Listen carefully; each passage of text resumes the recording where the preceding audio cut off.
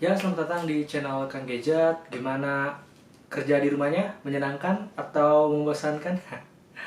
Pokoknya untuk saat ini, itu jangan kemana-mana dulu dan usahakan untuk tetap di rumah aja. Jangan lupa jaga kebersihan, cuci tangan kalau habis dari mana-mana. Dan ya, stay safe buat kalian semua. Semoga ya insiden ini cepat berlalu ya. Biar semua bisa beraktivitas seperti sedia kala. Dan berhubung di tahun ini gua belum review tentang Pixel 2, nah kali ini kita akan review tentang Pixel 2 XL di tahun 2020. Ya, jadi kalau misalnya kalian ngikutin channel gua, pasti sering banget gua nyebutin bahwa ini review Pixel 2 tahun 2019, dulu nih gitu. Banyak betah pokoknya video tentang Pixel di channel ini. Nah, jadi di tahun 2020 ini Pixel 2 XL ini itu bakal pensiun gitu ya, dalam arti dia tidak akan menerima dukungan software lagi dari Google langsung karena dia sudah melewati 3 tahun masa update-nya gitu kan. Pertama keluar 2017 dengan Android 8 dan kemungkinan dia akan berakhir di tahun ini dengan Android 11. Berarti dari 8 bawaan 9, 10, 11, 3 kali update. Dan juga ya mungkin ketika nanti Pixel 5 keluar atau Pixel 4XL, 4XL, 4A keluar, dia mungkin udah habis masa dukungannya. Tapi tenang aja, karena biasanya tuh banyak banget orang-orang baik di XDA developer yang biasa mengcustom ROM gitu kan, yang custom ROM Pixel, misalnya handphone-handphone lama. Handphone-handphone lama yang sekiranya masih bagus gitu, mereka tuh selalu menyediakan ibaratnya napas panjang gitu untuk handphone-handphone yang sudah tidak didukung oleh vendornya. Dan Pixel ini gue yakin juga pasti ada nantinya. So, tungguin aja. Tapi sebelum habis napasnya Pixel ini, kita akan ngebahas apakah masih worth it gitu kita miliki di tahun 2020. Nah, ini dia reviewnya.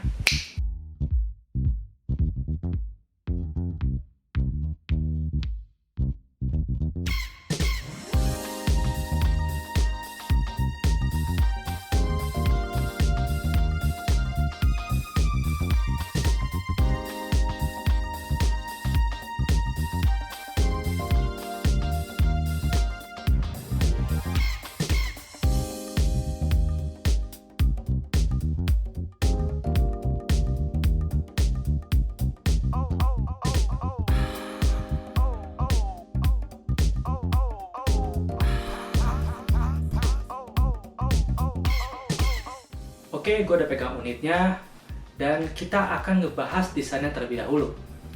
Desainnya ini menurut gue adalah klasik banget ya, maksudnya pixel banget gitu, karena kita tahu bahwa desain seperti ini tuh ya cuma ada di Pixel gitu, dual tone kayak gini tuh.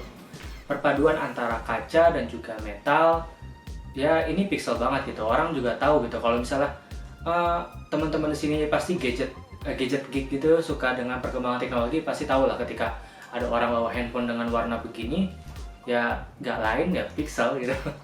Meskipun ada juga mungkin yang dia pasang skin gitu kan. Dan ya warna ini tuh benar warna-warna yang mentereng banget. Tapi ya tetap aja desain seperti ini tuh udah ketinggalan zaman banget.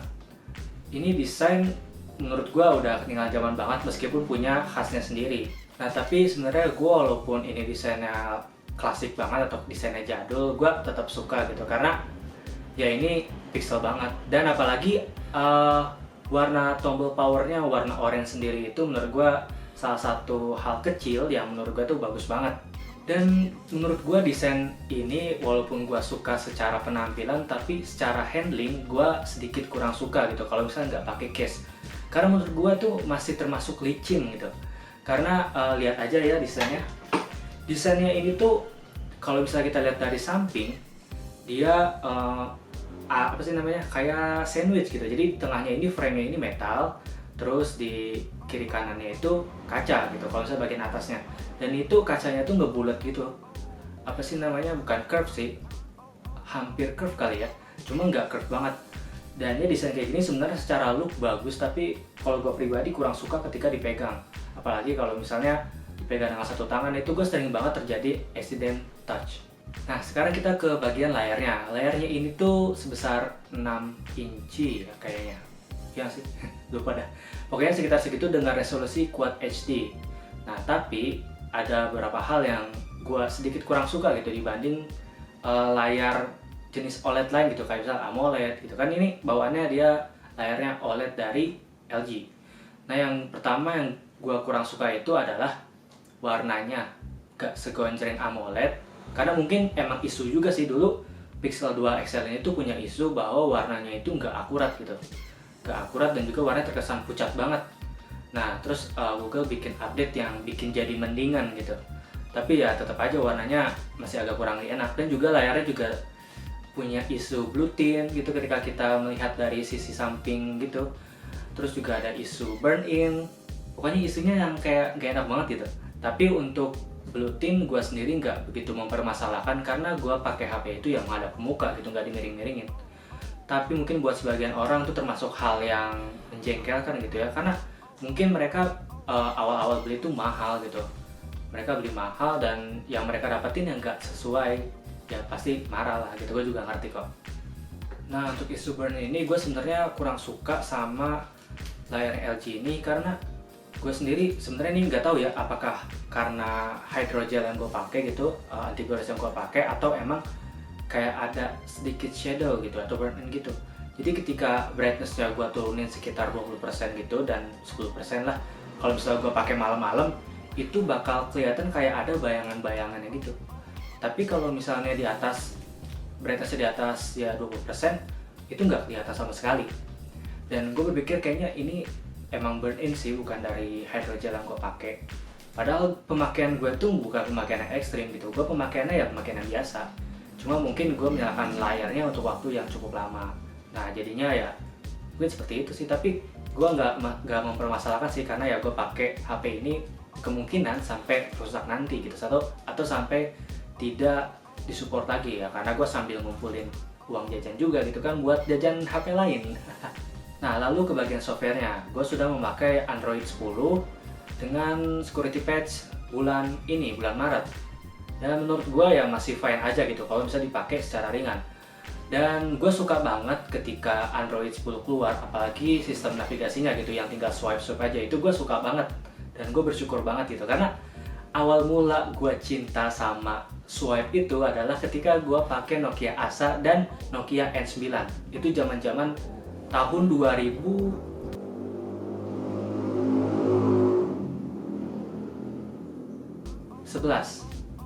Nah, sekitar tahun 2011-an itu, apa 2012 ya? Pokoknya sekitar tahun itu gua tuh punya handphone Nokia Asa gitu. Jadi ceritanya dulu gua menang lomba. Dapet tuh HP tuh dari Nokia. Dan gue seneng banget gitu tipe swipe-nya gitu. Cuma ya namanya HP sejutaan dulu kan ya, kentang gitu. Sama jaringannya 2G gitu kan. Tapi gue tetap suka karena ya cakep aja gitu kan. Walaupun swipe-nya itu sebenarnya nggak swipe banget sih, tapi ya gue suka aja. Nah kemudian gue beli Nokia N9 second tuh.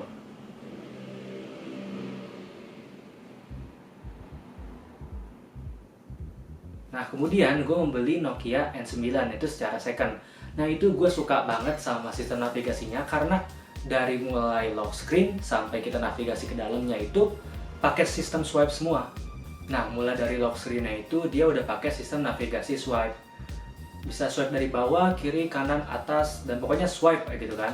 Nah terus dia tuh nggak ada tuh tombol yang kayak back, home, recent apps, itu nggak ada.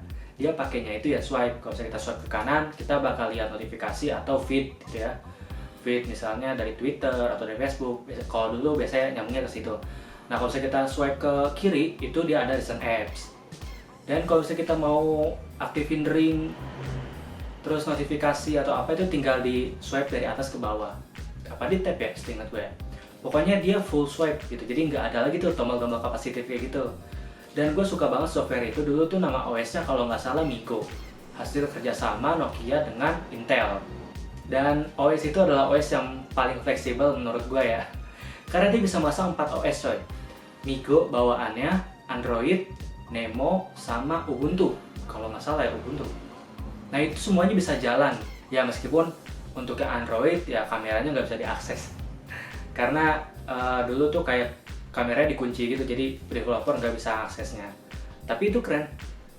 Gue akuin itu OS paling keren gitu. Sayangnya Nokia tidak melanjutkan itu. Dan ya malah dia Nokia N9 itu adalah satu-satunya handphone dengan OS Migo. Apa ada lagi ya? Pokoknya yang nggak banyak sih, cuma dia doang sih yang paling populer, Nokia N9 doang. Oke, lanjut karena kita sudah banyak Jadi Android 10 ini adalah ya gue paling suka sama sistem navigasinya. Cuman menurut gue karena mungkin handphone ini sudah cukup jadul dan mungkin karena menggunakan swipe itu kita bakal mempercepat gerakan tangan kita. Jadi tuh gue mengalami berapa kali stutter lag gitu loh. Jadi ketika gue pindah aplikasi satu ke aplikasi lain itu gue ngerasain stutter lag juga. Begitu pula ketika gue langsung swipe ke home itu gue ngerasain stutter lag. Ya meskipun itu hal minor tapi ya gue mesti sebutin karena mungkin emang udah saatnya gitu Google Pixel 2 XL ini istirahat. Nah lalu untuk spesifikasinya Snapdragon 835, RAM 4GB, internal memori 64GB. Menurut gue ya mungkin ini adalah tahun terakhir di mana Snapdragon 835 itu masih enak dipakai. Dan untuk tahun depan menurut gue ya hanya ngepas aja gitu, nggak sampai enak. Dan apakah itu buruk? Ya enggak juga. Lalu untuk baterai, gimana baterainya? Jadi gue beli ini kan baru dengan baterai 3500 mAh. Nah karena gue udah pakai berapa bulan itu turun 3% jadi 97% dan sekitar 3400an. Dan menurut gue itu masih cukup awet gitu, gue bisa pakai sampai SOT-nya 6 jam atau 5 jam, 6 jam gitu ya. Itu kata gue masih lumayan baik sih. Karena gue juga makainya nggak hanya untuk sosmed dan kamera atau YouTubean aja, gue juga pakai buat ngegame juga. Cuma ngegame gue nggak berat-berat, gue nggak pakai ngegame yang berlama-lama gitu. Gue cuma main game yang ringan dan juga nggak begitu beban kayak misalnya Lara Croft atau Monument Valley gitu yang lagi gratis-gratis. Ya jadi gue cuma main sekitaran itu aja dan menurut gue baterainya masih bagus kok. Nah sekarang ke bagian speaker. Ini gue suka banget dari Pixel 2 XL ini karena dia udah punya dual speaker gitu di atas dan di bawah dan langsung menghadap ke muka. Dan kalau misalnya kalian belum pernah nyobain handphone dengan dual speaker yang hadap ke muka langsung, saya saranin untuk nyobain karena itu bener-bener mind blowing banget gitu. Awalnya gue pikir ya udahlah gitu kan, kalau misalnya speakernya cuma satu gitu ya nggak masalah menurut gue. Tapi pas gue dengerin yang dua kayak gini yang langsung menghadap muka, itu enak banget. Sumpah enak banget, itu beda banget experience-nya dibanding dengan yang satu speaker doang. Itu enak banget. Dan suara yang dihasilin juga kencang, tapi karena mungkin speakernya dua ini juga, jadi tuh layarnya bergetar gitu loh. Kalau misalnya kita nampilin konten atau misalnya kita dengerin musik, HP-nya ikutan bergetar juga. Jadi menurut gue ya kalau pegang lama-lama geli juga gitu tangan. Dan ada hal juga yang gue seneng banget dari handphone ini, yaitu tentang motorik touch-nya, apa sih namanya? Haptic touch-nya, haptic touch. Ya pokoknya itulah, jadi ketika kalian megang handphone ya itu ada experience getar-getarnya gitu. Dan ini getarnya tuh beda banget sama handphone-handphone yang mungkin dari kelas menengah ke bawah itu beda banget. Kalau misalnya kalian pernah pegang iPhone 7, pegang home button ya, itu kan sebenarnya bukan tombol fisik tapi tombol kapasitif. Nah itu experience-nya kayak gitu, jadi ketika kita klik, klik, klik gitu, enak banget ditekannya. Jadi ya kalau misalnya kita ngetik pakai haptiknya si Google Pixel ini, itu enak banget rasanya. Kerasa kayak kita ngetuk layar padahal tuh nggak ngetuk. Dan itu nggak ada delay-nya sama sekali. Jadi ketika tangan kita nyentuh layar, dia langsung getar. Itu benar-benar experience yang menurut gue tuh menyenangkan banget. Dan gue baru pakai haptik kayak begini, itu sekitar berapa bulan yang lalu ya. Dan gue awalnya berpikir gitu kan, kata gue mungkin sama aja kali ya kalau misalnya experience getar-getar gitu mah. Ternyata beda gitu. Dan gue suka banget karena halus banget dan juga nyaman gitu di tangan. Nah lanjut kita ke bagian kamera. Kalau misalnya kamera, gue pikir Pixel generasi pertama juga masih bagus banget gitu ya kalau untuk sekedar foto gitu dan untuk sekedar backup gitu. Tapi ya kalau misalnya untuk video, Pixel 2 XL ini menurut gue kurang tajam. Tapi untuk stabilisasi gue suka banget sama Pixel 2 ini. Kurang tajam dalam arti untuk video, perekaman video gue lebih prefer ke iPhone sih sebenarnya. Entah kenapa beda aja gitu ngeliatnya. Bukan karena jelek sebenarnya, tapi entah kenapa kalau misalnya iPhone itu frame rate-nya stabil dan juga kelihatan tajam aja, kelihatan jernih. Bukan berarti Pixel 2 XL nggak jernih, tapi ya di bawah kelasnya lah gitu. Dan tapi beda hal kalau misalnya foto. Kalau foto itu the best banget sih. mau night mode-nya, mau kondisi siang, kondisi backlight, karena ada fitur HDR+. Itu fitur unggulan dari Google. Dan juga gue senang ketika foto itu nggak bakal pecah meskipun kita sudah pakai zoom yang 2 kalinya. Meskipun kameranya cuma satu gitu, tapi kalau misalnya kita tap kan tuh ada kayak ngezoom otomatis gitu. Zoom digitalnya, dan itu tuh masih bagus hasilin gambarnya, itu masih kelihatan tajam. Tapi kalau sudah lanjut 3, 4, 5 ya udah berkurang. Dan kalau misalnya kalian kurang puas karena nggak ada fitur astrofotografi, kalian bisa install Gcam aja gitu.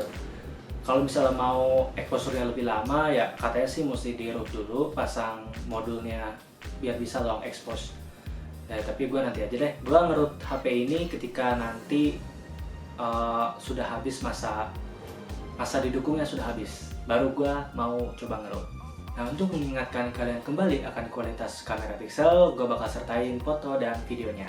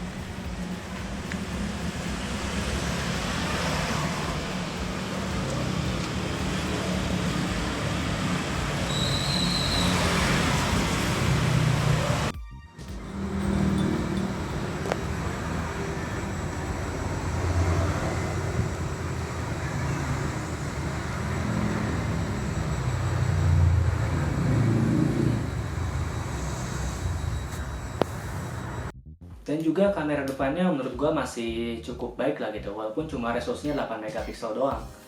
Ya menurut gua masih cukup cakep lah gitu kan. Dan juga view angle-nya sedikit lebih luas, jadinya enak gitu kalau misalnya dipakai buat foto. Tapi kalau misalnya buat video itu nggak ada stabilisasinya, jadi ya getar-getar gitu dah. Dan ya kurang enak lah gitu kalau misalnya buat ngevlog menurut gua ya. Nah, kesimpulannya, apakah handphone ini worth it untuk dimiliki di tahun ini? Jika kalian hanya ingin nyobain pixel experience dan pengen nyobain dari HP-nya langsung, menurut gue masih worth it juga kok. Terlebih gue pakai handphone ini juga untuk nge-backup foto-foto gue. Jadi gue pernah punya pengalaman di mana gue males backup karena gue sayang kuota gue, sampai akhirnya micro SD gue rusak dan fotonya hilang semua. Kalian bisa bayangin, ada 1000 lebih foto bagus selama liburan, hilang gitu aja. Setelah itu, gue backupin langsung. Dan enaknya Pixel 2 XL ini tuh dia masih bisa upload original quality foto dan video sampai tahun 2021. Jadi kalau misalnya kalian mau backup ya banyak-banyakin backup gitu.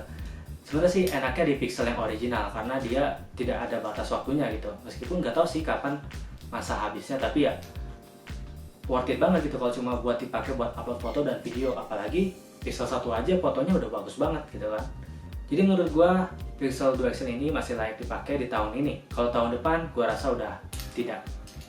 Dan apakah gua bakal ganti handphone? Mungkin gua bakal ganti handphone akhir tahun ini, karena gua lagi serius-serius bikin video meskipun yang nonton dikit. Ya karena gua lagi ngumpulin recehan-recehan gitu kan. Mau jajan gua, udah lama nggak jajan. Oke, itu aja review dari gua. Itu adalah Pixel 2 XL. Semoga bermanfaat bagi kalian yang pengen menggunakan Pixel di tahun ini. Dan menurut gua Pixel 2 XL ini adalah minimal kalian beli Pixel. Kalau misalnya terus Pixel original worth it gak? Ya sejujurnya gue harus bilang udah nggak worth it, karena prosesornya itu panas banget, panas. Dan minimalnya kalian beli handphone yang minimal Snapdragon 835 itu udah paling minimal banget, karena ya udah nggak terlalu overheat seperti kakak-kakaknya. Ya sekian aja, jangan lupa untuk klik subscribe, nyalakan notifikasinya, dan share video ini kemana-mana. Dan tungguin lagi video dari Kang Gadget. Gue yang pamit dan bye.